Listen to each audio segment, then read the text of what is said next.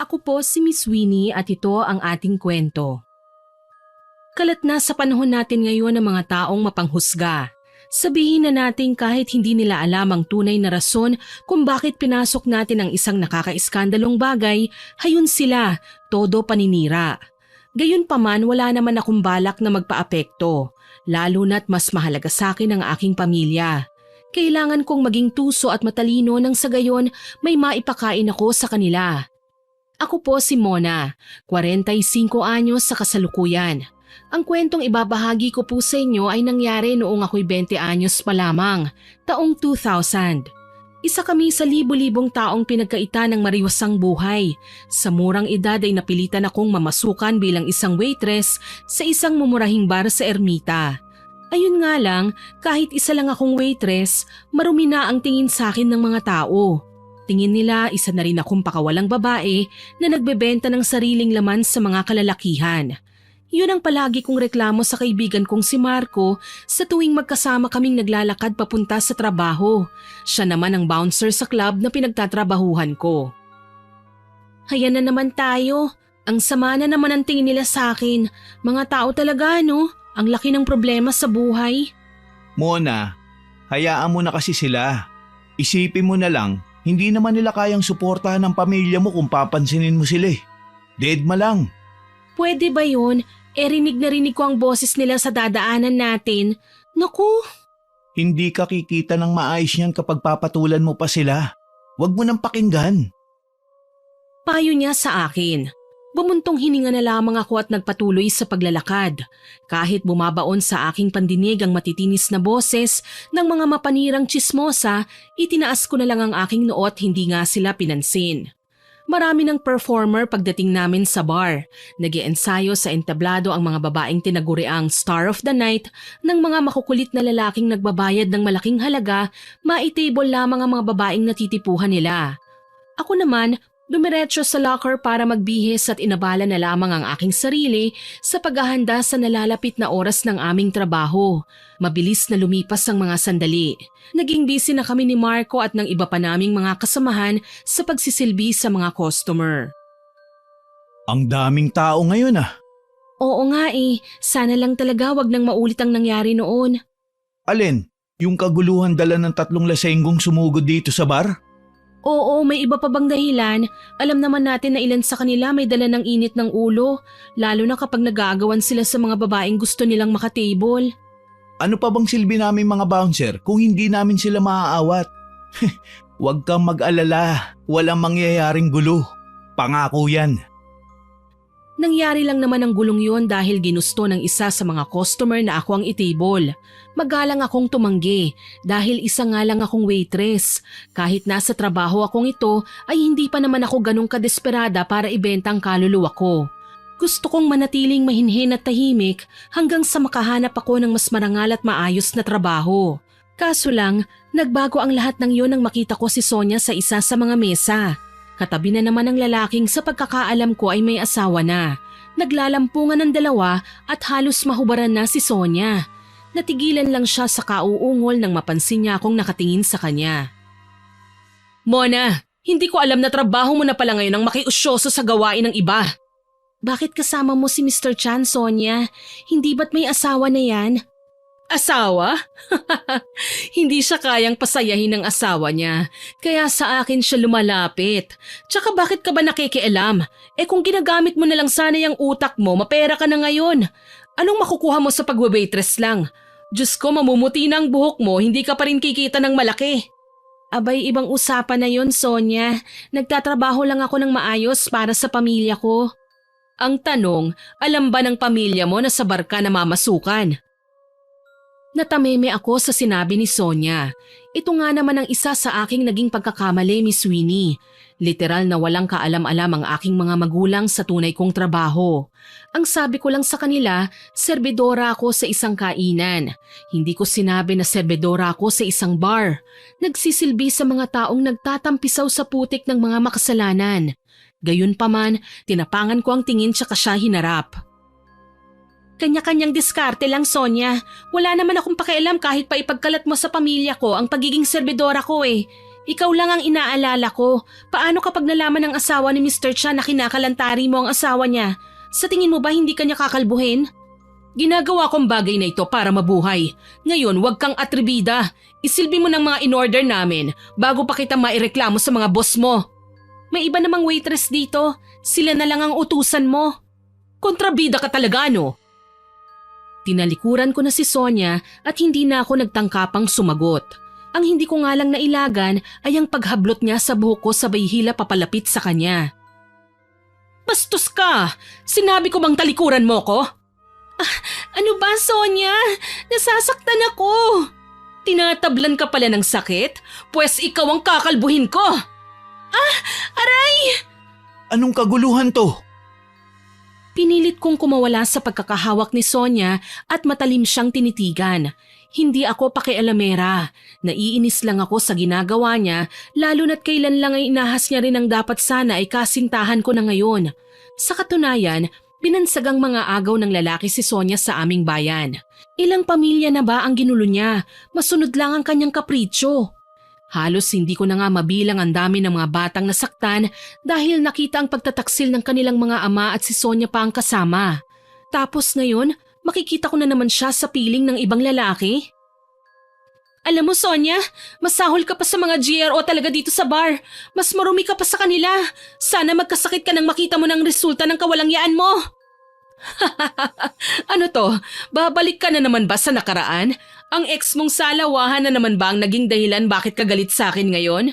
Hoy, para sabihin ko sa'yo ha, dapat kang magpasalamat sa akin. Nalaman mo kung gaano kataksil ang jowa mo. Hindi ka niya mahal. Mahal niya ako. Gumawa ka lang ng paraan para iwan niya ako. Tapos ngayon, ibang pamilya na naman ang guguluhin mo? Ang kapal-kapal talaga ng pagmumukha mo. Walang sabi-sabing sinuntok ko siya sa muka na ikinasinghap ng ilan sa mga naroroon. Nagsitabi ang mga customers at ang ilan sa mga GRO ay animoy sugarol at pinagpupustahan pa ako. Kahit ang mga kasama nilang lalaki ay naglabas pa ng malaking halaga para lang ipakita ang pagkasiya nila sa away na nagaganap. Napansin ko naman si Marco na tarantang nilapitan si Sonia. Dinuro niya ang babae at sinamaan niya ng tingin. Gulo ba talaga ang hanap mo, Sonia? Kung gusto mo makipagsabunutan sa kaibigan ko, hindi kita pipigilan. Pero wag dito sa trabaho namin. Naghahanap buhay kami na maayos kaya kung pwede lang, lumayas ka na rito. Gago ka pala eh. Wala kang karapatang itaboy ako, hoy. Ang kapal ng mukha mo. Ano, ikaw ang may-ari ng bar na to? Ganon? Tsaka bakit mo ba pinagtatanggol ang pokpok mong kaibigan? Plastic yan eh. Kumekerengkeng na nga, nagmamalinis pa. Hindi totoo yan. Ha? Hindi totoo? Talaga? Ikaw naman, Marco. Wala kang karapatang itaboy ako. Hindi ako ang may-ari. Pero trabaho kong mapanatili ang kaayusan at kapayapaan sa bar na to. Kaya kung sa tingin ko ikaw ang pasimuno ng gulo, kailangan na kitang palabasin. Aniya at minuestrahan ng mga kasamahan niya na hilahin si Sonia palabas. Nagpumiglas pa sana ang babae, ngunit wala namang nagawa kundi ang tuluyan na ngang umalis sa lugar na yon kasunod ang panibagong lalaking nilalandi niya. Ito lang talaga ang pinagpapasalamat ko sa aming boss eh. Hindi niya tinotolerate ang masamang ugali ng mga customers nila. Kung sa tingin ng mga kasamahan niya na ang customers mismo ang problema, pinaalis na nila ang mga ito. Malungkot akong napahawak sa balikat ni Marco nang maiwan na lamang kaming dalawa sa mesang kanina lang ay pinagpupwestuhan nila Sonia. Ang mga taong kanina lang ay nakikiusyoso, balik na sa pagiging abala at tila ba wala nang anumang nangyari. Pasensya ka na ha, nakahanap ka na naman ng gulo ng dahil sa akin. Wala yun. Alam ko naman talaga na hindi lang ikaw ang tinitira ng Sonia na yan eh. Nung isang araw, isa nga sa mga dancer ang sinabunutan niya eh. Hindi naman siya empleyado rito pero kung makapang-agaw ng customer ng iba, parang wala siyang sinasanto. Nagtaka ka pa, alam mo naman na dakilang kabitang babaeng yun. Ewan ko ba, nahihirapan na akong itago sa pamilya ko ang tungkol sa trabaho ko. Marangal naman na trabaho ang maging waitress, pero ano na lang ang iisipin nila kapag nalaman nilang sa isang bar ako nagsisilbi. Alam mo Mona, sa tingin ko naman, maiintindihan ng mga magulang mo kung bakit mo nagawang itago sa kanila ang bagay na to. Saka bakit ka natatakot? Nandito naman ako. Nakahandang tulungan ka na maipaliwanag. Siguro nga tama ka. Kailangan kong ipaalam sa kanila na isa akong waitress sa bar. Para naman sakaling mangati ang bibig ni Sonia, hindi na mabibigla ang mga magulang ko. Yan ang dapat. Huwag kang mag-alala muna. Nasa likod mo lang ako. Hindi ko hahayaang magalit sa'yo mga magulang mo. Ngumiti ako at nagpasalamat kay Marco. Isa siyang mabuting kaibigan sa totoo lang. Kaya naman alam kong hindi magtatagal ay maiintindihan din ako ng aking mga magulang. Kinaumagahan, umuwi rin ako sa bahay. Alam kong hindi na nagtataka ang aking mga magulang sa oras ng trabaho ko dahil gumawa ako ng kwento patungkol sa kantin na pinagtatrabahuhan ko na kailangan panggabi ako dahil sa mga call center agents na pinagsisilbihan namin. Totoo namang may ganun, pero sa katapat na gusali yon ang mismong bar na pinapasukan ko. Habang nag-aalmusal, kinausap ako ng aking mga magulang. Ipinaliwanag ko sa kanila kung ano ba talaga ang totoo. Wala na akong sinabi pang kasinungalingan. Salamat naman sa Panginoon na intindihan nila ako. Nagpasalamat pa nga sila dahil tinutulungan ko sila sa mga gastusin sa bahay. Tsaka hindi ko naman daw kailangan mahiya o matakot dahil nakaalalay sila sa akin sa lahat ng panahon. Kaya naman nang makausap kong muli si Marco, masaya kong ibinalita sa kanya na alam na ng aking mga magulang ang totoo. Sinabi ko naman sa'yo, hindi ba? Magagawa nga nilang maintindihan ang sitwasyon mo. Ano pa ang ibang sinabi nila? Hayun, marangal na trabaho naman daw ang maging isang serbidora. Wag na wag nga lang daw akong maiinggit sa laki ng kinikita ng mga babaeng bayaran sa bar. Dahil mas mahalaga pa ring ingatan ng pagkababae kesa raw napabayaan ito. Tama naman sila. Saka isa pa yang si Sonia, naiinggit lang yan sa'yo. Alam mo naman na walang ibang alam na trabaho ang babaeng yun kundi ang magpakalyo lang ng pagkababae niya. Hindi ko nga siya maintindihan eh. Bakit kaya nagagawa niyang manira ng isang masayang pamilya? Paano niya naaatim na agawin ng isang lalaki mula sa babae o pamilyang nagmamahal rito? Wala ba siyang konsensya? Sa tingin ko naman, hindi niya minamahal ang mga lalaking minsan nang napabilang sa buhay niya. Pinagkakapirahan lang niya ang mga ito. Kung ano ang rason, si Sonia lang din ang nakakaalam. Ang mahalaga, hindi ka na niya matatakot. Una mo nang napaintindi sa mga magulang mo ang totoo. Saka magtiwala ka, nandito lang ako. Nakahanda akong ipagtanggol ka sa kanya, sakali man na may gagawin siyang masama sa'yo. Napangiti ako kahit paano dahil sa sinabi sa akin ni Marco. Isa siyang mabuting kaibigan, kaya alam kong totoo ang lahat ng pinangako niya sa akin. Sumasablay lang talaga ang mood ko kapag nagkikita kami ni Sonia, kagaya na lang nung isang hapong pauwi ako galing sa pagbili ng mga gamit sa bahay. Bitbit ko ang dalawang may kabigatang plastik mula sa isang kilalang grocery store nang humarang siya sa dinaraanan ko at pinasadahan ako ng tingin. Aba, lume-level up na ang pasimpleng pokpok oh. Talagang pinaninindigan ng trabaho niyang pagbebenta ng laman. Marami ng datong. Sonia, wag ka naman sanang makakalimot. Sa ating dalawa, ikaw ang pokpok at hindi ako. Mamahalin akong klaseng babae. Maraming lalaki ang nagkakandara pa sa akin para lang makasama ako. Kaya wag mo kong ikukumpara sa'yo. Nagpapatawa ka ba, Sonia? Diyos ko, mahiya ka naman sa balat mo. Itatanggi mo pa ba ang mga bagay na palagi mo namang ginagawa? Ilang pamilya na bang nasira mo dahil sa kalandian mo? Wala kang ebidensya. Wala nga ba? Ano, tapos ka na sa lalaking nakita kong kasama mo sa bar kaya wala ka ng pera ngayon, ano? Baka naman naghahanap ka na naman ng panibagong bibiktimahin mo. Naningkit ang mga mata ni Sonia sa aking sinabi. May kalakasan kasi ang boses ko nang isa tinig ko yon at halatang hindi niya nagustuhan. Kaya naman hindi na ako nakapalag nang basta na lamang niya akong sinabunutan. Nabitiwan ko ang mga dala kong supot at nagkalat ang lahat ng ito sa lupa. Ilan sa mga taong kanina lang ay nakatayo, nagtulungan na sa pagdampot ng mga pinamili ko sabay lagay sa supot. Hindi para nakawin yon kundi para bigyan kami ng lugar ni Sonia na magrambulan. Ang kapal ng mukha mong husgahan ako? Wala kang alam sa kahit anong pinagdaanan ko. Walang alam? Sigurado ka ba sa sinasabi mo? Ikaw pa talaga ang may ganang manabunot sa akin, ha? Bakit hindi? Matagal na akong nanggigigil sa kamalditahan mo eh. Wala ka nang magagawa kung maldita ako. Sa'yo lang ako pumapatol ng away kahit mas matanda ka sa akin. At kahit kailan, hindi ko magagawang hayaan ka na lang nasaktan ako. Mariin kong sigaw sabay buwelta at siya naman ang sinabunutan ko. Wala na akong pakialam kung pinagkukumpulan man kami ng mga tao sa paligid namin o kung may mga nagkakasiyahan man sa nakikita nilang kaguluhan. Hindi na ako magtataka kung sa halip na awatin kami ay tila ba nakangisi pa ang mga bystanders sa nakikita nilang away kalye.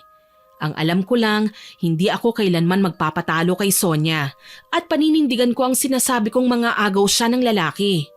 Mabuti na lang, isa sa mga kapitbahay namin ang napadaan sa kalsada at nakita kaming dalawa. Humingi na siya ng tulong tsaka inawat kami mula sa mahigpit na pagkakahawak sa isa't isa. Masahol pa kami sa tigre ng mag-ungulan matapos paghiwalayin. Siya namang dating ni Marco kasama si Mang Crisanto na kilala ko bilang isang albularyo. Ano na naman ba ang nangyari, Mona? Ang malanding babaeng yan, inabangan ako at sinabunutan dito pa talaga sa kalsada. Bakit? Dapat lang naman sa'yo ang ginawa ko ah. Ha? Akala mo ba malaya ka na sa mabibigat kong kamay? Pwes nagkakamali ka. Kahit anong klaseng pagmamalinis pa ang gawin mo sa sarili mo, marumi ka pa rin kung sino-sinong lalaki ang hinahayaan mong tumikim sa'yo. Tapos ibabalik mo sa akin ang kahibangan mo? Hindi ka na nahiya. Kung hindi dahil sa'yo, kasal na kami ng jowa ko noon pa. Susugod pa sana sa akin si Sonia pero mataman na siyang tinititigan ni Marco. Napaatras pa nga ako nang makita kong dinuro siya ng kaibigan ko. Ganyan ka na ba talaga ka-iskandalosa, Sonia? Pati ba naman kaibigan ko gagawan at pagsasalitaan mo ng masama? Wala naman siyang ginagawang masama sa'yo ah. Wala? Talaga ba? Gago ka pala eh. Kung ayaw mong awayin ko ang pokpok mong kaibigan na nagpapanggap na birhen, ilayo mo siya sa akin. Huwag siyang hahara-hara sa harapan ko. Galit na singhal ni Sonia. Sinubukan ko pa sana siyang sundan dahil naiinis ako sa kanyang sinabi, kaso lang hinila na ako ni Marco. Huwag mo na siyang habulin, Mona. Ikaw naman kasi. Takaw gulo ka eh. Ano ka mo? Ako talaga? Ganon? Ako na kaibigan mo pagsasalitaan mo ng ganyan? Alam mo naman kasing baliw ang babaeng yun. Bakit kailangan mo pang patulan? Ilang beses na kitang pinagsabihan, hindi ba? Alam ko naman yun, Marco. Pero bakit ako? Galing lang ako sa grocery, oh. Inabangan niya ako. Ano sa tingin mo ang kailangan kong gawin? Hindi naman ako tanga para hayaan na lang siyang saktan ako. Alam ko naman yun. Ang point ko lang, sana hanggang may mapupuntahan ka, umiwas ka. Kasi mas lalo mo lang siyang binibigyan ng dahilan para sirain ang araw mo. Inis na tinalikuran ko si Marco. Sa laki ng katawan niya, hindi ako makapaniwala na magagawa pa niyang iiwas ako sa gulo. Kung ako lang talaga ang masusunod, babasagin ko na ang mukha ni Sonia. Kaso lang, nagsalita naman si Mang Crisanto. Tumitig siya sa akin at bigla akong natahimik nang makita ang kalmado niyang mukha. Iha, kumalma ka. May mga bagay talaga na minsan, kailangan natin palagpasin na lang. Hindi natin kontrolado ang lahat ng nangyayari sa buhay natin. Kagaya ng kaguluhang ito. Minsan kasi, hindi solusyon na makipag-away. Mas maiging matyagan mo siya para malaman mo kung ano ba talaga ang sikreto at ginagawa niya ang mga bagay na ito. Pasensya ka na nga pala, Mang Crisanto. Nawala po sa isip ko na kasama pala kita. Ayos lang yun, iho. Paano? Halika na. Kailangan na natin puntahan ng nanay mo. Bakit, Marco? Anong nangyari sa nanay mo? Simpleng sakit ng ulo lang naman, Mona. Bakit? Gusto mo bang sumama? Wag na. Ayoko na kayong abalahin pa. Alam ko naman na kailangan yung madaliin yan. Isa pa, kailangan ko na ring umuwi sa bahay. Sigurado ka ba? Oo naman, wag mo na akong alalahanin pa. Wika ko sa kanya. Nakangiti pa ako ng tumalikod pero bahagyang naglaho at napalitan ng pagkaseryoso ng muling tapikin ni Mang Crisanto ang aking balikat. Sa nag-aalalang tinig, may ibinulong siya sa akin. Iha, alam kong nalulungkot ka dahil sa nangyari. Mahirap nga namang mahusgahan kahit malinis naman talaga ang ating intensyon. Pero pakatatandaan mo, pwede tayong magbatsyag para malaman ang totoo. Pwede nating sundan ang mga taong naninira sa atin para malaman kung bakit nila ito ginagawa. Paano? Aalis na ako, ha? Sana mahanap mo ang sagot sa mga bagay kung saan ka labis na nahihirapan. Maraming salamat po, Mang Crisanto. May punto naman po ang lahat ng sinabi niyo eh. Kailangan ko lang maging matatag at wag na munang pansinin ang mga sinasabi sa akin ng babaeng yun. Tutal naman darating ang araw malalaman ko rin ang sikreto niya. Malakas ang kutob ko na may ginagawa siyang kababalaghan na hindi nyo alam. Ang mga taong may nalalaman sa itim na kapangyarihan, madalas nagmumukhang kawawa pero pasimpleng nanggugulo sa mga taong gusto nilang sirain. Tatandaan ko po, Mang Crisanto. Paano, aalis na po ako. Maraming salamat po sa payo niyo, ha? Marco, aalis na ako, ha? Sige, mag-iingat ka ha. Tumalikod na nga ako at umuwi ng bahay. Hindi ko na sinabi pa sa aking pamilya ang naganap na sabunutan sa pagitan naming dalawa ni Sonia. Alam ko kasing magagalit rin lang ang mga magulang ko at baka ireklamo nila si Sonia sa barangay. Yan pa naman ang kadalasang ginagawa nila, lalo na't alam nilang inosente ko at walang kasalanan. Inapala ko na lang ang sarili ko sa paglilinis ng bahay. Wala akong trabaho sa bar ng araw na yon. May isang araw din naman akong day off kaya nakakapagpahinga ako. Pagkatapos ng aking mga gawain, nagpasya akong tumambay sa labas ng bahay. Naupo ako sa may bangko malapit sa pinto ng aming tarangkahan nang marinig kong nag-uusap ang dalawang kilalang tsismosa sa aming lugar. Ayon sa kanila, namataan daw nila si Sonia na lumalabas mula sa kakahuyan. Nag-iisa lang naman ito at walang kasama pero nakapagtataka raw isipin kung ano ang ginagawa ng babaeng yun doon. Sumagi sa aking isipan ang napag-usapan namin ni Mang Crisanto. Wala naman akong trabaho. Ano kaya kung matyagan ko si Sonia ngayon? Ito na ang perpektong pagkakataon. Hindi niya malalaman kung anong binabalak ko. Ang mahalaga, malaman ko ang sikreto niya. Bulalas ko sa aking sarili. Noon din ay hindi ako nag-aksaya ng panahon. Agaran kong tinalunto ng bahay ni Sonia na sa pagkakaalam ko ay nasa baryo. Maraming tao, maingay. Pero nang makapwesto ko sa tapat ng nagtitinda ng gulay malapit sa kanyang tahanan, napagtanto kong kahit pakialamera at tsismosa si Sonia ay hindi siya nakikihalubilo sa mga tao. Sa katunayan, nakita ko siyang palabas ng bahay niya. Balot na balot ang kanyang katawan at mukhang paalis na naman. Agaran ko siyang sinundan kaso muntik na akong mapasigaw nang may kamay na humawak sa braso ko. Ay, Diyos ko naman Marco, bakit mo ko ginulat? Ano? Nagulat ka na sa lagay na yan? Aba, wala pa nga akong ginagawa maliban sa paghawak ko sa'yo ha. Yun na nga ang dahilan kung bakit ako nagulat eh. Hindi ba kasama mo si Mang Crisanto? Ano, kumusta na ang nanay mo? Ayos na si nanay. Konting gamutan lang ang ginawa sa kanya tapos tinawas lang. Ayun, nabati pala ng minsang makapunta sa sapa para maglaba. Mabuti naman at naagapan pang sakit ng ulo niya. Oo nga eh. Ikaw, saan ka nga pala pupunta? Bala ko sanang sundan si Sonia eh. Ano? Bakit naman? Ipinaliwanag ko sa kanya ang mga sinabi sa akin ni Mang Crisanto kanina. Naniniwala ako sa matanda kasi nga isa siyang albularyo at marami siyang alam.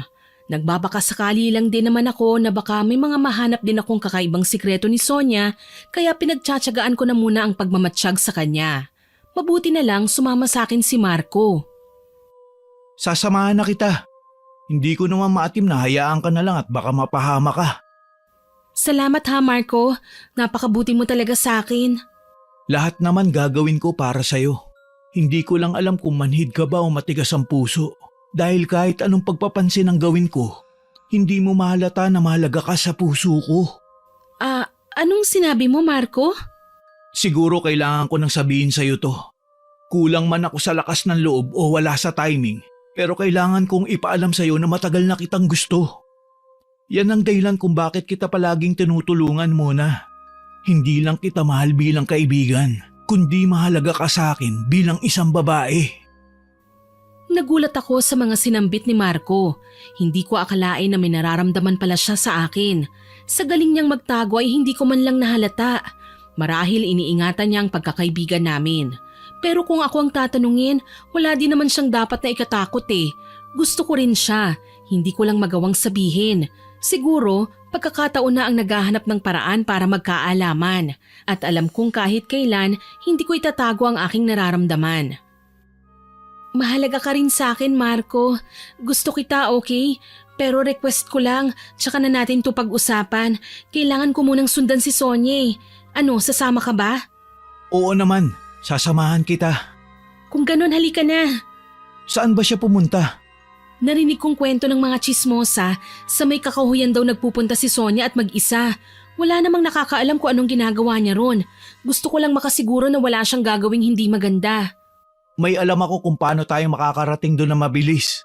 Halika, dito tayo dumaan.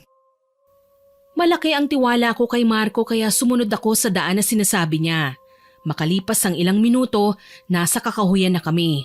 Malamig at maraming tunog ng insekto na maririnig. Halos wala nang napapagawing tao doon, lalo na't malapit nang magdilim. Gayunpaman, minwestrahan ako ni Marco na huwag maingay.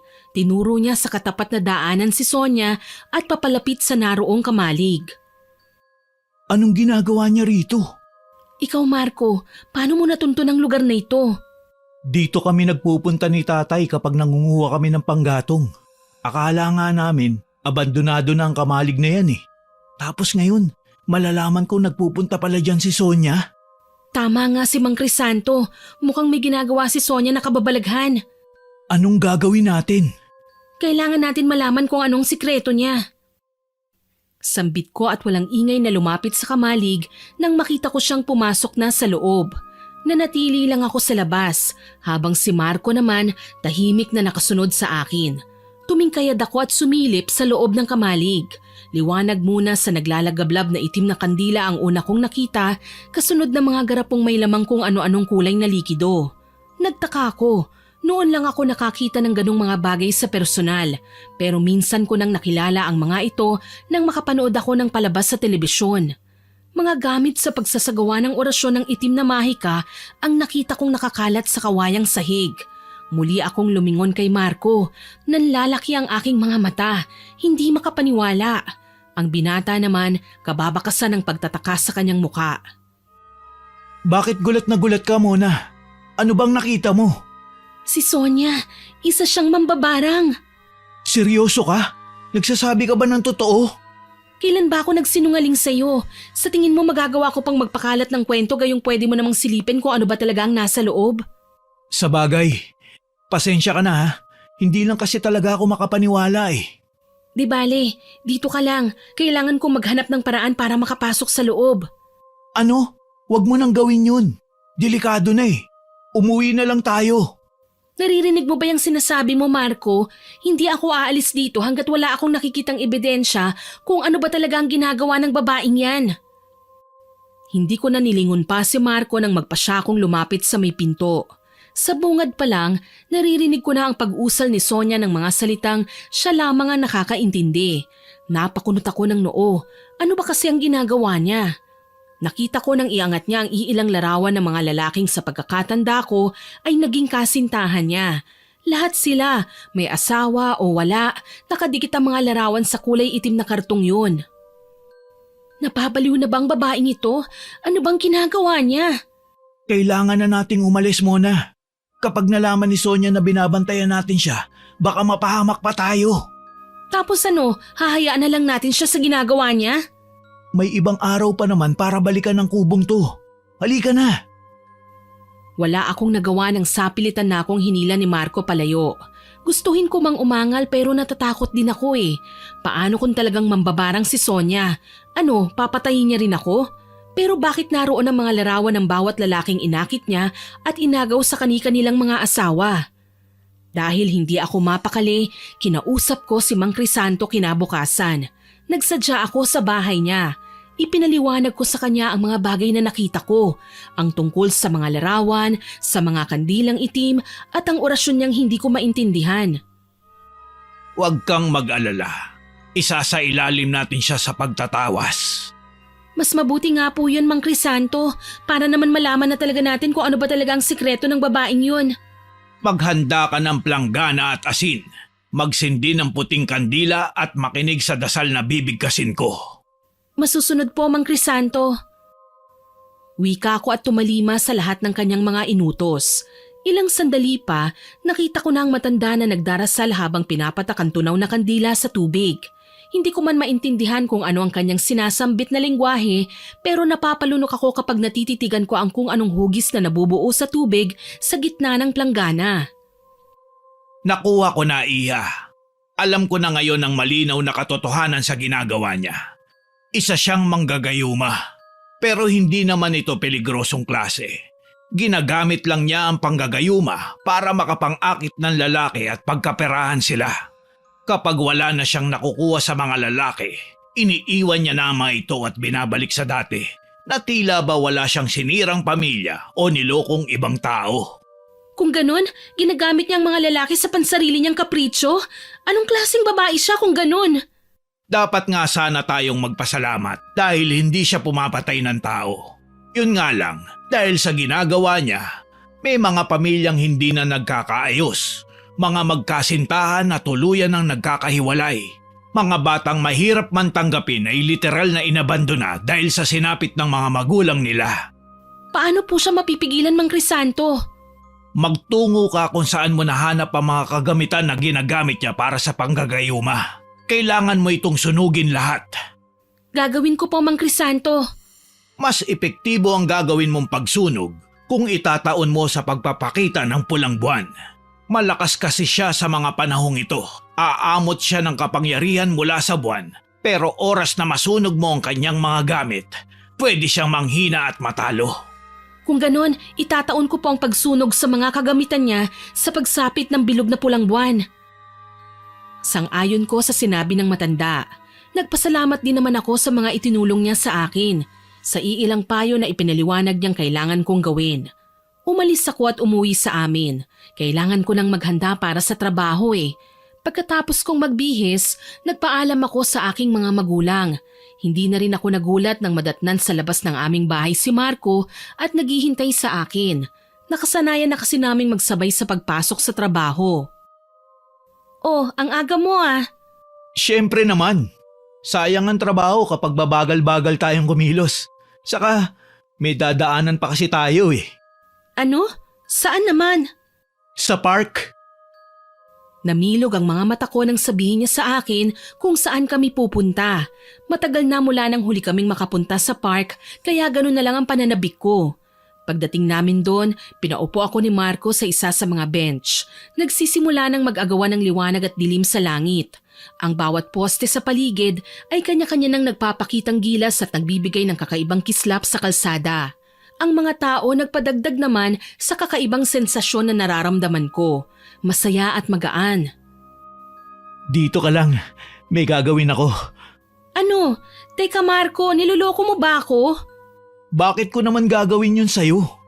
Nakakapanibago lang kasi ang mga kilos mo ngayon eh. Natawa lang sa sinabi ko si Marco tsaka lumuhod sa harapan ng kinaroroonan ko. Kabado man pero hindi ako nagreklamo nang hawakan niya ang mga kamay ko. Pagod na ako magpanggap na parang wala sa akin ang presensya mo muna. Pero ngayon, kailangan kong tapangan ang loob ko. Gusto kong malaman mo na mahal kita. At gusto kitang maging girlfriend. Marco? Matagal na kitang gusto mo na. Hindi ko lang masabi sa'yo nun kasi natatakot ako na mawala ka. Ayokong humantong ang pagtatapat ko sa'yo sa paglayo mo sa akin. Pero hindi ko na kasi kayang magpanggap eh. Kaya nasa iyong desisyon kung tatanggapin mo ko sa puso mo o kung kaibigan pa rin ang turing mo sa akin.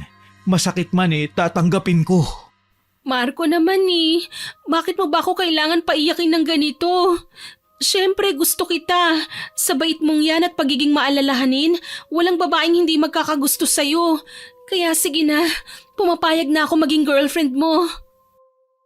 Tumayo si Marco at gayon din ako. Puno ng kasiyahan ang mukha naming dalawa. Alam kong ito na ang simula ng panibagong yugto sa aming buhay, kaya naman pinangako ko sa aking sarili na tatamasahin ng husto ang kasiyahang nasa amin ngayon. Kahit nang dumating kami sa bar para magtrabaho ng gabing yon, ay halos hindi kami mapaghiwalay. Panay udyok at asaran pa ang ginawa ng aming mga kasamahan sa trabaho.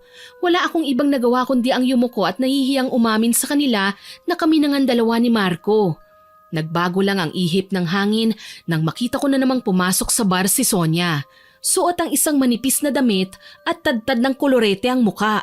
May kasama na naman siyang lalaki na hindi ang una niyang kasama nung huli siyang magpunta doon. Iba na naman ang kasama ni Sonia oh. Baka naman biktima na naman niya ng panggagayuma niya. Salot talaga sa ating lipunan ng mga taong kagaya ni Sonia. Hayaan na lang natin basta hindi ka niya guguluhin. Ikaw naman, iwasan mo na lang siya. pagsisikapan ko pero hindi ko may papangako Kasi paano kung talagang sapilitan niya akong lapitan? Baka mamaya abangan na naman niya ako sa kung saan. Hindi ko naman pwedeng hayaan na lang siyang saktan ako. Nandito naman ako. Hindi naman kita pababayaan eh. Huwag kang mag-alala. Wika niya sa akin. Oo nga at napanatag naman ako kahit papaano. Ginawa ko na lamang ng maayos ang aking trabaho hanggang sa sumapit ang madaling araw. Umiiwas ako kay Sonia. Kaso lang hindi rin pala makakatiis ang kaaway. Nawawala na ang presensya niya sa sistema ko nang abangan niya ako sa ladies restroom. Pasado 3:00 na yun ng madaling araw. Kitang-kita ko ang pagod sa kanyang muka, ngunit tila ba hindi niya yun iniinda. Nakangisi si Sonia at animoy may binabalak na masama, kaya naman natigil ako sa tangkang pagpasok sa banyo at nakipagtitigan sa kanya. Ano na naman bang problema mo? Ngayon na nga lang tayo nagkita ulit, ang sama na naman ang dating ko sa'yo. Hindi mo man lang ba ako kukumustahin? Hindi pa ako nababaliw para gawin yon. Tsaka bakit sa akin ka ba nagpapakumusta? Hindi ba't marami kang lalaki, mga ginayuma mo at inagawan ng kalayaan para magmahal sa tunay na babaeng gusto nila? Hindi ko gusto ang tabas ng dila mo, Mona. Ano na naman ba itong binibintang mo sa akin? Totoo naman na isa kang manggagayuma eh. Wala kang ebidensya. Malakas niya akong sinampal kaya nagdilim ang paningin ko. Kaagad na namang umigkas ang kamao ko at pabigla siyang sinuntok na halos sumira sa kilay niya. Bumalandra siya sa sementong sahig. Dito na nataranta ang ilan sa mga kasamahan ko na nakakita sa engkwentro. Hindi ako nagpatinag sa sigawan. Lumapit pa ako kay Sonia bago pa man siya makabangon at inupuan siya sa tiyan. Pinagsasampal ko siya at sinabunutan. Ilan sa kanila, tinawag kagad si Marco. Kaagad namang dumating ang lalaki sa pasilyo ng ladies restroom. Natataranta niya kaming inawat. Mona! Tama na yan! Hayaan mo ako, Marco! Dapat sa babaeng tuturuan ng leksyon! Ano ba? Bitiwan mo ako! Nasasaktan ako! Wala akong pakialam kahit mamatay ka pa! Mona! Tama na! Napasigaw ako nang basta nalang yakapin ni Marco ang bewang ko at kargahin niya ako palayo. Sinubukan kong magpumiglas sa pagnanais na masaktan pa si Sonia pero hindi ko magawang talunin ang lakas ni Marco. Mahigpit niya akong niyakap kaya wala akong magawa kundi ang humangos habang galit na nakatitig sa kanila. Saktan mo pa ako ulit! Hindi ako mangingiming gantihan ka ng maraming beses! Akala mo ba malinis na malinis ka na sa ginawa mo, ha? Gusto mong malaman ng mga tao kung ano ba talaga ang baho mo? Subukan mong gawin yon nang makita mo ang hinahanap mo. Hayop ka! Wala akong ginagawang masama sa'yo! Talaga ba wala? Una, inagaw mo ang boyfriend ko. Pangalawa, pinagkakalat mong isa akong pokpok. Ngayon sa tingin mo magagawa ko pang pagpasensyahan yung ginagawa mo, ha? Gaga ka! Tinakot mo pa ako na magkakalat ka ng maling balita sa mga magulang ko. Totoo namang waitress ka dito sa bara at kapag nagipit ka na sa pera, nagiging pokpok ka na rin. Kahit kailan hindi ako magiging kagaya mo. Muling umigkas ang kamao ko tsaka tinamaan siya sa muka. Napasigaw si Sonia tsaka huminga ng malalim. Dumugo ang ilong niya. Nagsisimula na ring mamula ang kanyang muka. Maya-maya pa, nang gagalaiti niya akong dinuro. Wala kang karapatang saktan ako! Wala nga, pero subukan mo pa ulit na paganahin ang kagagahan mo nang tanggalin ko na sa mukha mo yung ilong mo. Subukan mo lang! Ano ba? Tama na! Sapilitan akong hinila ni Marco palayo. Hinihingal na sinamaan ko ng tingin si Sonia kahit alam kong hindi na niya yun makikita. Galit na galit ako sa kanya. Sa dami ng atraso niya sa akin, ang pag-abang niya sa akin sa mismong pinagtatrabahuhan ko ang pinakamatindi. Hindi ko na ito magawang baliwalain. Sobra na rin kasi. Mabuti na lang talaga at kahit labagman sa kalooban ko ay inilayo na ako ni Marco kay Sonia. Kapag nagkataon, baka napatay ko ng babaeng yun dahil sa taglay niyang kamalditahan. Lumipas ang mga araw kahit papaano, naikalma ko na ang aking sarili. Ipinakita ni Marco na hindi karapat dapat pansinin si Sonia. Hanggang sa sumapit ang araw na itinakda para sunugin ko ang kamalig ni Sonia sa kagubatan. Walang ingay akong nagpunta ron ng mag-isa. Dala ko ang 1 galon ng gasolina. Pagkatapos ibuhos ang laman nun sa dingding, kaagad ko itong sinilaban. Kay bilis kumalat ng apoy sa paligid. Dali-dali naman akong lumayo at hinayaan na maglagablab ang paligid. Nang sa tingin ko ay nagiging abo na ang buong kamalig, kampante na akong umalis. Umuwi ako sa bahay na puno ng kasiguraduhan na wala nang mapipinsalang pamilya si Sonia. Wala siyang kaalam-alam sa ginawa ko. Nang makasalubong ko pa nga sa kalsada si Sonia na nakatambay sa isa sa mga tindahan kasama ang kapwa niya tsismosa, hindi na ako makampante. Aba, nariyan na naman ang pokpok na nagpapanggap na mabait oh. Magaling na pala ang sugat mo sa mukha, Sonia. Para kasing hindi na pantay ang kulay ng balat mo eh. Dagdagan kaya natin ano? Bakit? Pagbubuhatan mo na naman ako ng kamay? Oo, pakilimera ka kasi. Ano, gusto mo ba ha? Tumalim ang tingin sa akin ni Sonia. Kahit kailan hindi kami magkakasundo ng babaeng ito. Para sa akin, isa siyang demonyo. Marami siyang mga bagay na kayang gawin na siguradong ikawawasak ng buhay ng isang tao. Yon ang pinakaiiwasan kong gawin niya sa akin. Hindi ako papayag na kung sino-sino lang ang makialam sa tahimik kong buhay. Lumapit siya sa akin at animo nang aasar nang inilayad niya ang kanyang dibdib. Para bang ipinagmamalaki pa ang kakayahan niyang manggayuma. Alam kong hindi niya na itatanggi yun ngayon. Pero nang maalala ko ang ginawa ko sa kanyang kamalig, napangisi ako. Kahit papano napilayan ko na siya. Ito ang isa sa pinakamatinding bagay na nagawa ko. Mas matindi pa ito sa pagganti ko sa mga pangungutya niya. Tinalikuran ko siya nang walang kung anong sinasabi. Narinig ko pang nagmura si Sonia pero hindi ko na lang siya pinansin pa. Sa halip, nagpunta na lamang ako sa bahay ni Mang Crisanto para ibalita ang ginawa ko. Nagawa ko na po, Mang Crisanto. Nasunog ko na ang kamalig ni Sonia. Mas mainam yan kung ganun. Alam kong mababawasan na ang epekto ng panggagayuma ni Sonia, lalo na't nasunog mo na ang ilan sa mga gamit niya. Pero huwag kang papakampante. Malamang may tinatago din siya sa mismong bahay niya. Ang mga tao kasing may nalalaman at kakaibang kakayahan ay hindi lang nakadepende sa mga gamit na meron sila. Pwede silang napilayan, oo. Pero hindi ibig sabihin nun, matatalo na sila. Tatandaan ko po, Mang Crisanto. Gagawin ko po ang lahat. Mapigilan lang ang ibang gawain ni Sonia. Mamatyagan ko siya sa abot ng aking makakaya. Mabuti naman kung ganun. Sakali man na may ginawa ulit na kababalaghan ng babaeng yun, balikan mo ko. Salamat po. Paano? Kailangan ko na pong umalis. Sige, mag-iingat ka. Naging abala na ako ng mga sumunod na oras. Naghanda ako sa pagpasok sa trabaho at umalis na. Hindi ako sinundo ni Marco ng mga oras na yon na sobra kong ipinagtaka. Simulat sa pool na naging magkaibigan kami hanggang ngayon na magkasintahan na, ngayon lang nangyari na sa hapong yun hindi ako sinundo ng lalaki. Tuloy mag-isa akong umalis. Pagdating ko naman sa bar, usap-usapan ang pagwawala ni Sonia sa labas. Hinahanap ako, mabuti na lang daw hindi kami nagpang-abot. Tinanong ko rin sa kanila kung nasaan si Marco pero ang sabi ng mga GRO na abala sa pagme-makeup na mataan daw nila si Marco na pinagagalitan si Sonia. Tapos hindi na raw nila muling nakitang pumasok sa bar. Kinabahan ako. Hindi ko maiwasang isipin na paano kung may masama na namang binabalak si Sonia sa boyfriend ko. Paano kung si Marco naman? Kahit alam kong nakita na ako ng mga kasamahan ko sa trabaho pero walang pagdadalawang isip akong umalis. Kailangan kong malaman kung saan sila nagpunta. Oras na malaman ko lang na si Marco naman ang pinagkakatuwaan mo, malanding babae ka. Ihanda mo lang ang sarili mo at talagang hindi kita tatantyahin. Asik ko habang tinutukoy si Sonia. Humantong ako sa bahay ng babae. Alam kong may tao sa loob dahil maliwanag at mukhang may nagkakatuwaan. Walang pakundangan na sinara ko ang kawayang bakod at dire-diretsyong pumasok sa loob ng bahay niya. Naabutan ko si Sonia at Marco na nagtatawanan. Galit kong hinampas ang mesa na gawa sa tabla na nagpalingon sa kanilang dalawa. Ano na naman ang binabalak mo, makating babae ka? Ikaw naman, Marco, sinong may sabi sa iyong sumama ka sa manggagayumang yan? Huli na para magalit ka, Mona. Tapos na ang masamang binabalak ko sa boyfriend mo. Hindi ka na niya gugustuhin pa ngayon dahil ako na ang mahal niya. Marco, ano ba? Mona, ano bang pinagsasabi mo?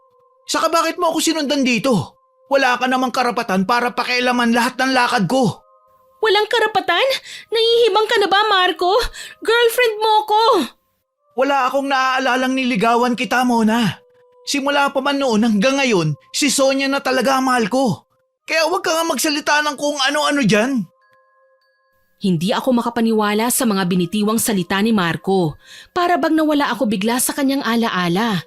Napalitan ito ng pagkagusto niya kay Sonia na hindi ko nalaman kung paano niya ginawa.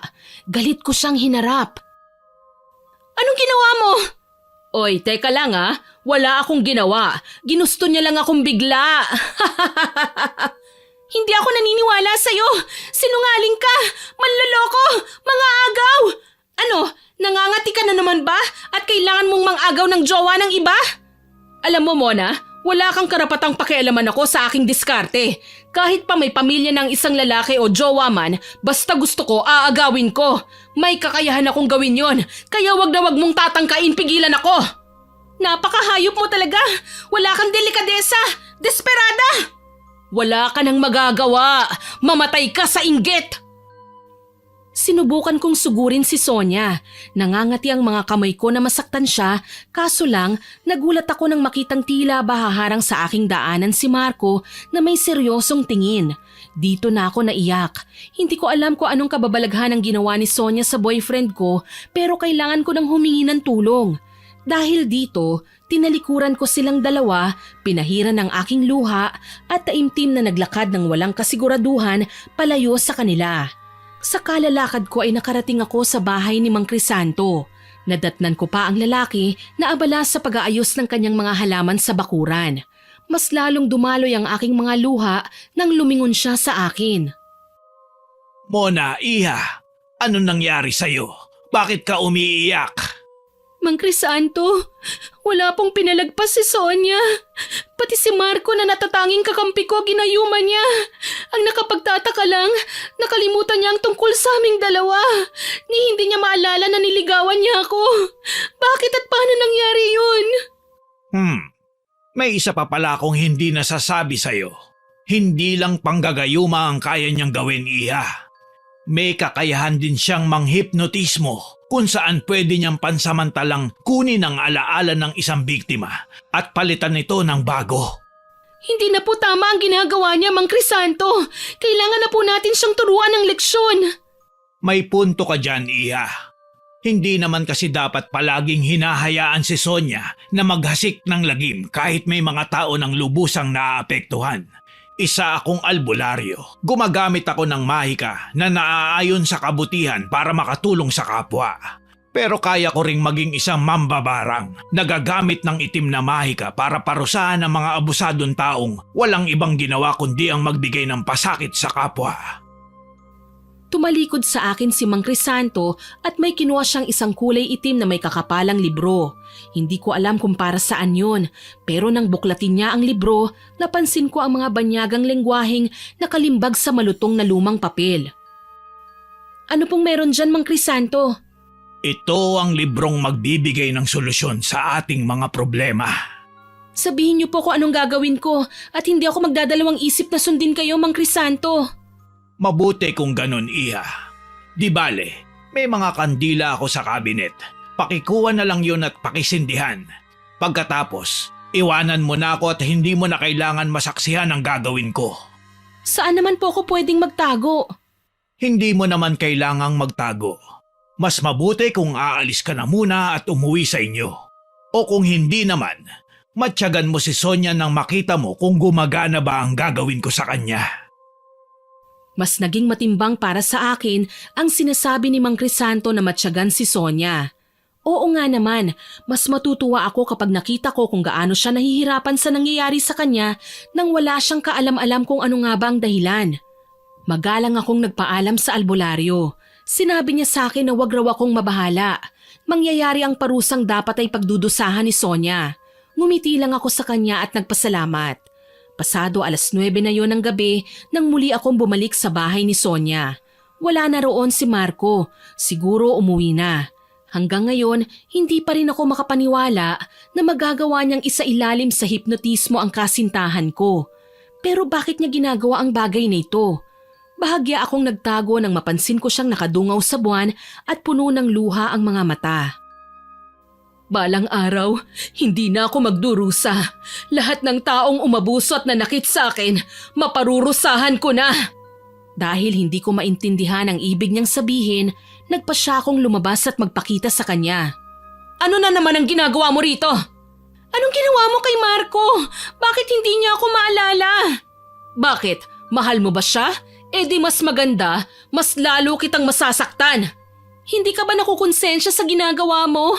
Ilang pamilya na bang sinira mo? Ngayon hindi ka pa makontento. Pati ba naman magkakasintahan pinapatos mo? Bakit ba? Eh sa gusto ko eh. Sige, gawin mo ang lahat ng gusto mo. Alam ko naman na hindi rin yan magtatagal eh. Balang araw, matitikman mo rin ang nararamdaman kong sakit. Tatawa sana si Sonia, makasang pangungot siya sa kanyang muka nang mapaigik siya sa sakit. Nasa po niya ang kanyang tiyan, sabay tingin sa akin. Naalala ko si Mang Crisanto at ang mga ginawa niya ngayon, kaya naman napangisi ako. Hindi naman makapaniwala si Sonia habang paatras na napaupo sa kawayang papag. Anong ginawa mo? Mukha ba akong may ginagawa? Hindi ba't nakatayo lang naman ako rito? Huwag kang magsisinungaling! Yan ang hinahanap mo, hindi ba? Pwes magdusa ka! Singhal ko sa kanya tsaka ko siya tinalikuran. Wala na akong pakialam kahit masaktan man siya o may maramdaman man siyang kakaiba sa kanyang katawan. Ang mahalaga sa akin ay makaganti ako. Ano bang ginawa mo sa akin, Mona? Sabihin na lang natin na nangyari sa'yo ngayon yan dahil karma yan sa lahat ng ginawa mo. Nararamdaman ko, ipinabarang mo ko, pagbabayaran mo ang ginawa mo. Wala kang ebidensya, Gaga. Huwag kang mambibintang kung hindi naman totoo. Hindi ako naniniwalang wala kang ang kasalanan. Kahit nakikita kong nasasaktan siya, marahas siyang sumugod sa akin. Halos kalbuhin niya ako at hubaran sa bilis ng galaw ng mga kamay niya. Nanghahablot siya at nangangalmot. Masahol pa siya sa hayop kung umatake sa nabiglang katulad ko. Gayunpaman, wala akong balak na magpatalo sa kanya. Mas naging mariin pa ang ganti ko sa kanya. Hinila ko ang mahaba niyang buhok at pinunit din ang damit niya. Wala akong pakialam kahit pa may iilang taong naaabala kami sa pagtulog o sinisimulan na kaming pagkumpulan. Ang mahalaga, magawa ko siyang gantihan sa mga ginawa niya sa akin.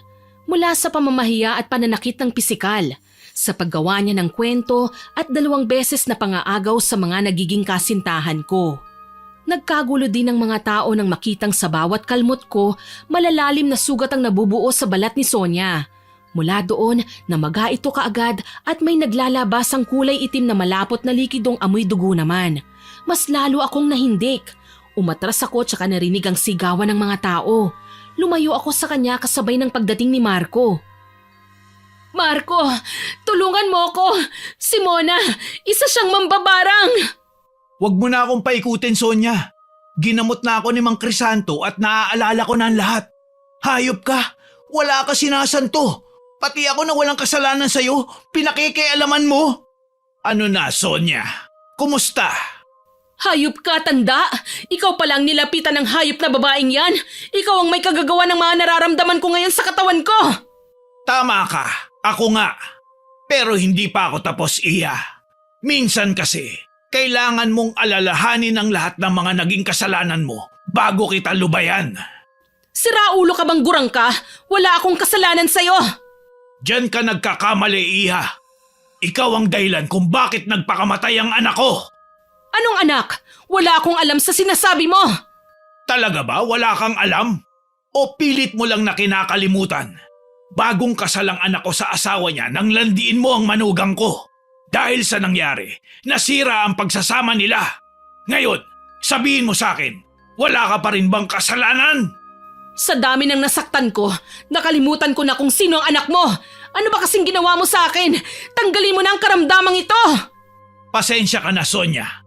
Hindi ko magagawa yan hanggat hindi ka humihingi ng tawad kay Mona at sa iba pang taong naagrabyado mo. Ano naman ang akala mo? Diyos kayo na kailangan kong luhuran? Nababaliw ka na, tanda! Wala akong magagawa kung talagang ayaw mo. Ang mahalaga, sinabi ko sa iyo ang mga bagay na pwede mong gawin para gumaling ka sa karamdaman mo. Huwag mo akong lokohin! Ikaw ang naglagay ng sakit na ito! Tanggalin mo na ito! Magagawa ko lang tanggalin yan kung bibigyan mo ng pagkakataon ng sarili mo na magsisi sa lahat ng ginawa mo. Ipinaliwanag ni Mang Crisanto na isang sumpa daw pala ang kanyang ginawad kay Sonia at hindi lang isang simpleng pambabarang. Wala nga naman kaming magagawa dahil na kay Sonia mismo nakasalalay ang kaligtasan niya. Iniwan namin siyang nagsisisigaw sa labas ng bahay niya. Maski ang mga kapitbahay niya ay hindi man lang siya pinansin o tinulungan. Literal na nagkasakit kaagad si Sonia. Samantala, pagdating namin sa bahay ay mahigpit akong niyakap ni Marco. Mangiyak-ngiyak niya akong hinalikan sa noo tsaka tinitigan. Patawarin mo ko muna. Hindi ko man lang napansin na nasa ilalim na pala ako ng hipnotismo ni Sonia. Wala akong kaalam-alam. Hindi naman ako galit sa'yo, Marco eh. Alam ko rin naman na hindi mo ito gusto. Pasensya na rin kung naging kampante ako. Hindi ko man lang inisip na pwede kang puntiryahin ni Sonia dahil sa ginawa ko. Bakit? Anong ginawa mo? Ako ang nagsunog ng kamalig ni Sonia na nasa kagubatan, Marco. Seryoso ka ba? Oo, ito kasi ang pinayo sa akin ni Mang Crisanto na kailangan gawin para naman mabawasan ang kasamaan ni Sonia. Sa dami ng mga taong sinaktan niya sa pamamagitan ng pang-agaw ng mga kasintahan at padre de pamilya, alam kong siguradong mapipilayan na siya sa ginawa ko. Ayos na din yun kahit papano. Sobra na din naman kasi ang ginagawa niya eh. Tumango ako bilang pagsang-ayon sa sinabi ng aking kasintahan. Nang gabing yon, tuluyan na nga kaming nagkaayos. Ipinaliwanag ko sa kanya na wala siyang kasalanan sa mga nangyari sa kanya.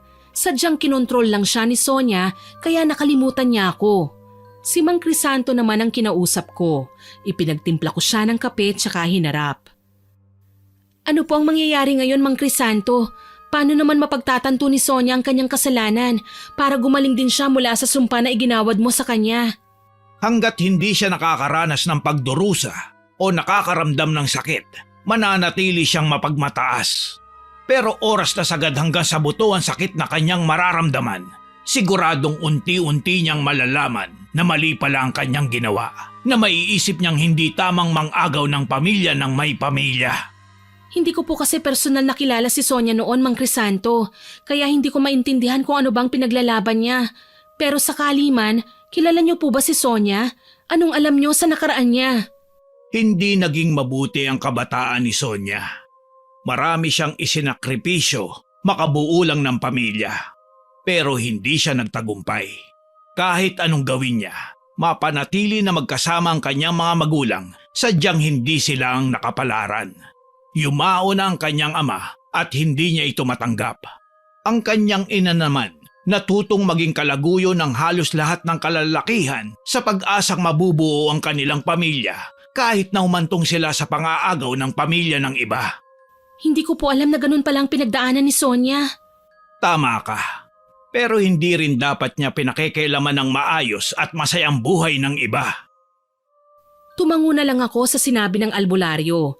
Naisip ko, kawawa rin pala si Sonia. Malinaw na kinulang siya ng aruga at matakaw siya sa atensyon kaya siya nakakagawa ng mga bagay na hindi maipaliwanag. Kinaumagahan, dinalaw ko si Sonia sa kanyang bahay. Nadatnan ko siyang umuubo habang nakahiga sa papag. Sinamaan niya ako ng tingin nang makita niya akong papalapit sa kanya. Ano na naman ang ginagawa mo rito? Nagpunta ka ba para kutsain ako? Para pagtawanan? Para ipamuka ang kalandian ko? Wala kang nalalaman sa nakaraan ko. Wala kang karapatang husgahan ako. Alam ko naman yun eh, pero hindi mo na dapat sana pinalala ang sitwasyon. Hindi ka na sana nang agaw ng pamilya ng iba. Inagaw ng Panginoon ang buhay ng tatay ko. Anong gusto mong maramdaman ko? Matuwa? May hangganan talaga ang lahat, Sonia. Handa man tayo o hindi, kinukuha niya ang buhay ng mga mahal natin sa hindi inaasahang pagkakataon. Pero hindi natin siya dapat nakamuhian. Ang kamatayan parang reset lang yan ng buhay natin eh. Wala akong pakialam. Tsaka bakit ba iniistorbo mo ko? Lumayo ka sa akin! Muli siyang umubo kaya napaatras ako. Sa bawat pag-ubo at pagsuka niya ay may niluluwa siyang uod at alupihan. Buhay ang mga ito at sobra talagang nakakadiri. Tuloy, wala akong magawa kundi ang iwanan na lamang siya.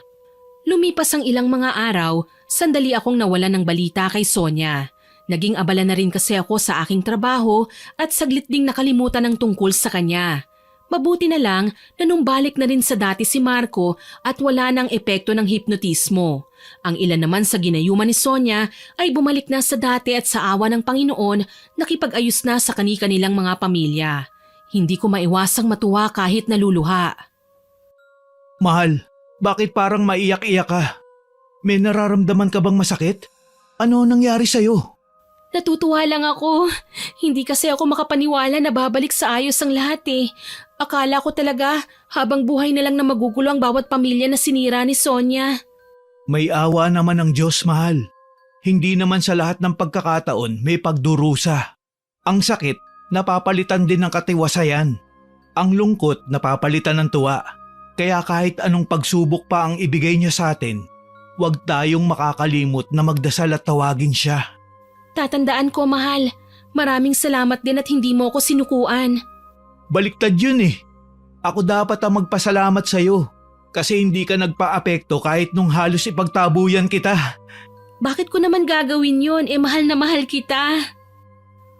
Napangiti si Marco at niyakap ako.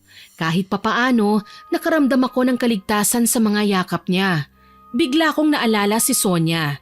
Siguro panahon na para dalawin ko siya. Matapos ang trabaho namin, umuwi ako ng bahay kinaumagahan. Dumaan ako sa palengke at bumili ng kakanin sa nag-iisang tindahan ng suma na naroon. Balak ko itong dalhin kay Sonia. Bukas ang bahay niya nang magpunta ako roon. Kumatok ako kaso wala namang sumasagot, kaya naman pumasok na lamang ako. Nagulat ako sa itsura ni Sonia na naabutan ko sa sala. Payat, nangangalumata at maputla. Sonia? Mona, ano na naman ang ginagawa mo rito? Hindi pa ba sapat sa'yo ang makitang nahihirapan ako? Kailangan mo pa bang guluhin ang buhay ko? Wala akong balak na gawin yan, Sonia. Naparito ako para dalawin ka. Gusto ko kasing tulungan ka at tignan kung ayos ka lang. Ha! Ang plastic mo ano? Baka naman kamo, gusto mo lang makita kung gaano na ako kamiserable. Sonia, pwede ba kahit ngayon lang magpakumbaba ka naman? Para saan pa? Mamamatay na rin naman ako. Napahilamos ako sa aking muka at tinalikuran siya. Hindi ko na alam kung paano ko pa siya kukumbinsihin na alalahanin ang lahat ng kanyang mga kasalanan. Kung sana lang ay humingi na siya ng tawad sa mga taong nasaktan niya, baka naman may pag-asa pa siyang gumaling. Matatanggal na ang sumpa at lahat ng karamdamang dumapo sa kanya. Hinabaan ko ang aking pasensya. Alam ko naman na mainit lang ang ulo niya sa ngayon dahil nga nahihirapan na siya sa kanyang karamdaman eh. Gustuhin ko mang pakiusapan si Mang Crisanto na pagalingin niya si Sonia ay imposible yon mangyari. Kahit tinataboy niya ako, hindi ako nagpatinag at ipinagpatuloy ko ang pag-aalaga sa kanya. Pwede ba, Mona? Iwanan mo na ako. Hindi kita iiwan, Sonia. Gusto kong malaman mo na kahit galit ka sa akin, nandito pa rin ako nakahandang umalalay sa'yo. Magkaaway tayo. Kung nabigyan nga ng pagkakataon, magpapatayan pa tayo, hindi ba? Bakit bang bait mo sa akin ngayon? Hindi ka ba napapagod sa paulit-ulit na away, Sonia? Para saan ba ang pagmamatapang nating ito?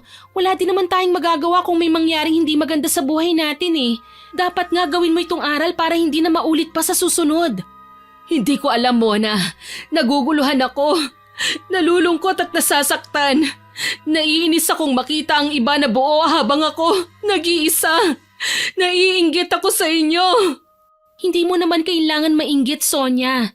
Sige, nalulungkot ka, pero hindi mo kailangan maging masama. Nandito naman ako eh. Kami, ang mga kapitbahay natin. Handa kaming makipagkaibigan sa'yo. Maging mabait ka lang. Wala namang mawawala eh. Nahihiya ako sa inyo sa dami ng abalang nagawa ko. Hindi ko alam kung paano ako makakabawi. Kapag natuto kang magpakumbaba, Sonia, bawing-bawi ka na at sigurado akong gagaling ka na rin sa iyong karamdaman. Hindi ko na muna inistorbo si Sonia nang mapansin kong nagsisimula na siyang mag-isip ng malalim.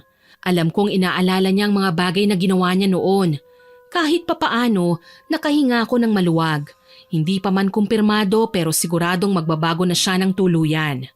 Muling lumipas ang ilang araw. Sa bawat pagdalaw ko kay Sonia, mas natatakot ako para sa kanya. Tumitindi ang pamamayat niya hanggang sa maratay siya sa kama.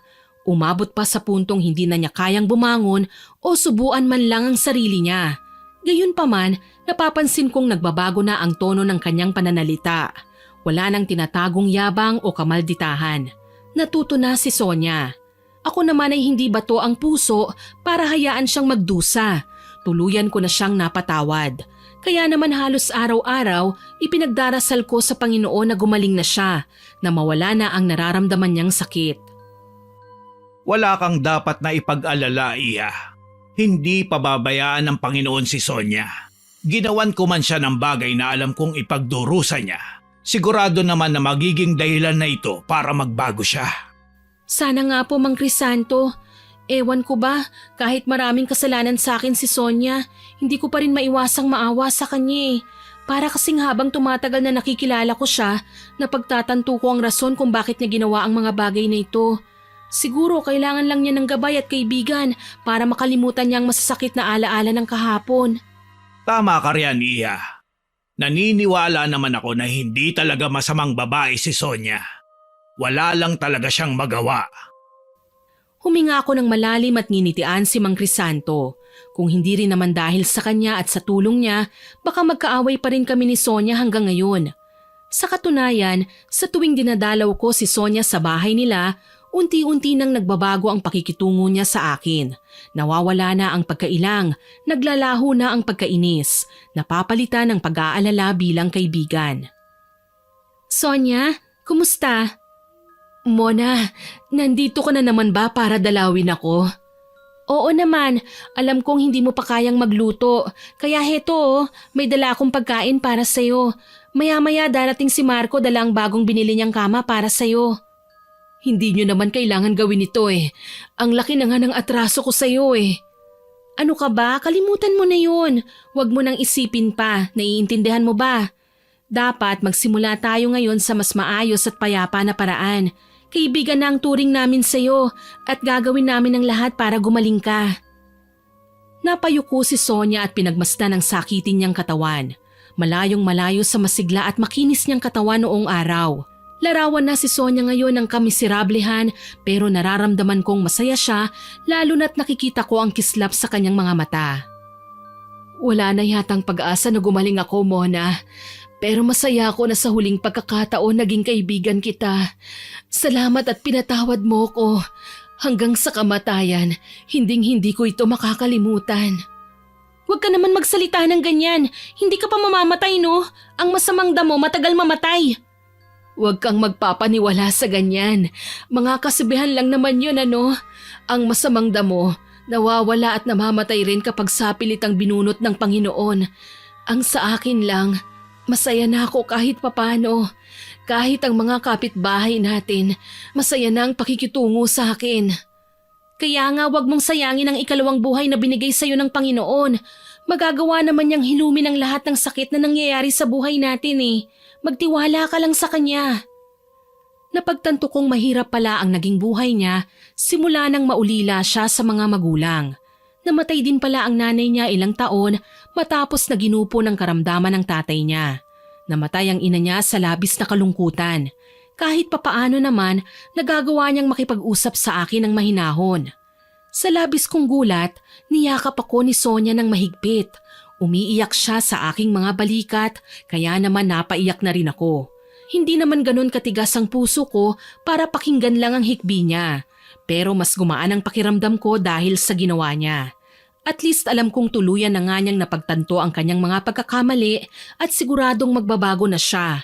Naputol lang ang pagdadrama naming dalawa nang maingay na kumatok sa pinto si Marco, Mang Crisanto at kasama ang iilan sa mga nagdi-deliver ng kama na binili namin. Mahal, nandito na ang kama ni Sonia. Siguradong matutuwa ka sa lambot ng kutsyon na binili namin kasama ng kama. Ayun oh, halika Sonia, aalalayan kita. Papapasukin natin ang mga naghatid ng kama mo ha. Grabe naman ito, Mona. Talagang binigyan mo pa ako ng kama. Huwag kang mag-alala, Sonia. Hindi lang akong gumastos para dyan. Pinagtulungan namin ng mga kapitbahay natin yan. Sa tuwing gumagalaw ka raw kasi sa pagtulog sa gabi, naririnig nila ang pag-ingit ng papag mo na tila ba nasisira na. Kaya nag-ambagan kami ng pera para makabili ng bago mong kama. Dahil sa aking sinabi, mas lalong napaiyak si Sonia. Gumaan din ang aking pakiramdam sa kaalamang may napasaya na naman akong tao at hindi lang basta kapwa ko, kundi ang noon ay naging mortal kong kaaway. Sa ngayon po, Miss Winnie, magkaibigan pa rin kami ni Sonia. Ikinasal na kami ni Marco at siyang natatanging ninang ng aking anak. Tuluyan nang gumaling si Sonia at abala sa kanyang munting negosyo na sari-sari store.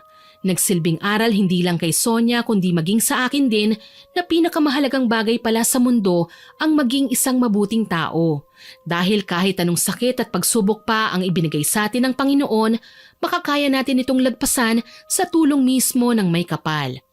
Hanggang dito na lamang po. More power po sa inyong channel at God bless po. Sana po ay nagustuhan niyo ang aking ibinahaging kwento. Pero bago ko po tapusin ito, hindi ito makukumpleto nang walang shoutout sa masusugid nating listeners. Shoutout po kay Miss Abby from Tokyo, kay Ma'am Judith Lakian, kay Sir Christopher Salonga, kay Ma'am Jessica Pailagaw, kay Ma'am Irene Espino, Ma'am Leonora Consensino at kay Chloe Abalos. Shoutout din po kay Ayel at Junjun Lim from Lanao del Norte, sa family ni Ma'am Mary Grace Taduran sa Antique, ang Taduran at Maguwad family, hello po sa inyo dyan. Hello din po kay Ma'am Cherilyn Dasalia, kay Ma'am Jessica Rojas, kay Ma'am Abigail na lagi raw pong nakikinig sa atin at nag-comment sa Karma ng Traidor na Kaibigan upload. Ang sabi po niya, kabutihan pa rin ang mananaig sa lahat ng kasamaan. Nako, tama po kayo dyan, ma'am. Salamat po sa pagko-comment. Kay Ma'am Lilian Del Rosario from Cavite, hello po sa inyo. Kay Ma'am Lisa Granadil, kay Ma'am Rose Fernandez, kay OFW Blog na nag-comment po sa Ikinahiyang Dalaga upload. Ang sabi po niya, ang ganda po ng boses niyo, Miss Winnie, at lagi akong nakikinig sa mga kwento niyo dito sa Rizal. Idol ko po kayo at halos maubos ko na ang lahat ng kwento niyo. Naku, maraming salamat po sa comment ninyo at sa palaging pakikinig sa mga stories natin. Sobrang na-appreciate ko po ito. Kay Sir Marvelin Manalop at sa Alteration Plus at sa Paradigm Store, hello po sa inyo dyan. Kay Cool Yet Fun, kay Sir Danilo Candido Jr., shoutout din po kay Sir Pasiano Guerrero na ngayon lang daw po niya napakinggan ng channel natin. At mabuti naman daw po dahil magaganda ang mga kwento at maganda pa ang boses ng narrator. Naku, salamat po sa papuri ninyo, sir. At sa mga regular listeners po natin, hello po sa inyo, kila Ma'am Elizabeth Maramot, kay Ma'am Filipina Palsario, kay Ma'am Rochelle Adapon, Ma'am Basanta Mila, kay Sir Kimpoy Feliciano, kay Ma'am Puresa Tagiwalo, kay Ma'am Cresilda Sutil, kay Chef Lance, kay Ma'am Lydia Lopez at kay Ace. Salamat po sa inyong lahat na nagko-comment at nakikinig. Abangan pa po ninyo sana ang mga susunod nating upload. Huwag po ninyong kalilimutan mag-subscribe, like, share, and comment sa kwentong pinakinggan nyo. Goal po natin ay maka 100k subscribers po tayo kaya naman aasahan ko pa rin po ang inyong suporta. Muli, ako po si Miss Winnie na nagpapasalamat sa inyong pakikinig.